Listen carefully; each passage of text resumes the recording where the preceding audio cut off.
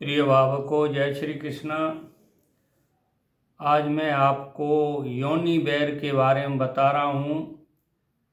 किस किस योनि से बैर होता है। तो हर मनुष्य की अपनी जन्मजात योनि होती है।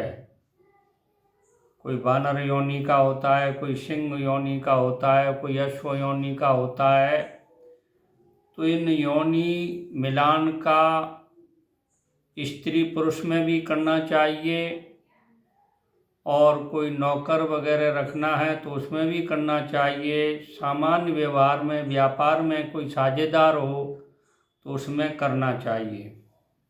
तो मैं आपको ये बता रहा हूँ कौन कौन सी नक्षत्र में आदमी का कौन सी योनि होती है और उसका किससे वैर है, इसके बारे में आपको जानकारी दे रहा हूँ। देखिए, उत्तराषाढ़ा नक्षत्र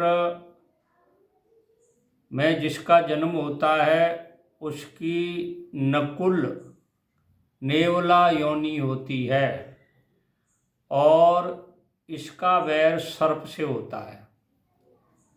अब देखिए, दूसरा जोड़ा घनिष्ठा और पूर्वा भाद्रपद नक्षत्र में जिसका जन्म होता है उसकी योनि सिंह होती है, और सिंह का गज से बैर होता है, हाथी से।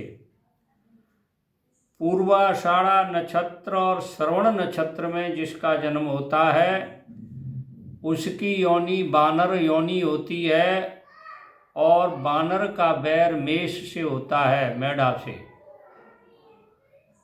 चित्रा और विशाखा नक्षत्र में जिसका जन्म होता है उसकी योनि व्याघ्र योनि होती है। व्याघ्र योनि का वैर गौ से होता है, गौ योनि से। अब देखिए, ज्येष्ठा और अनुराधा नक्षत्र में जिस आदमी का जन्म होगा तो उसकी योनि मृग योनि होगी, और मृग का कुत्ते से वैर है, श्वान योनि से वैर है। स्वाति नक्षत्र और हस्त नक्षत्र में जिसका जन्म होगा उसकी योनि होगी महिष पाडा, और महिष का अश्व से वैर है।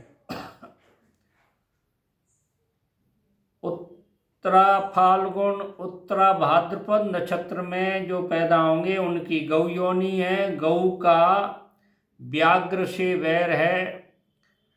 पुनर्वसु और अश्लेषा में जिसका जन्म होगा उसकी बिल्ली योनि है, मार्जार बोलते हैं संस्कृत में उसको, बिल्ली योनि है, और बिल्ली और मूषक का वैर है।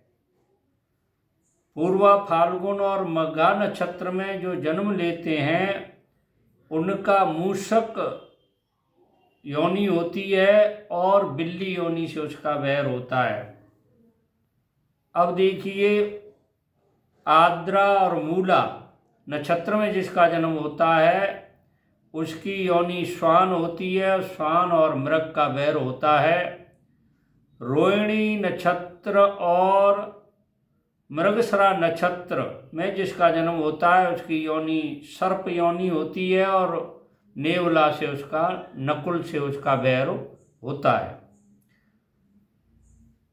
पुष्य और कृतिका नक्षत्र की योनि मेष होती है, और मेष का जो है मरकट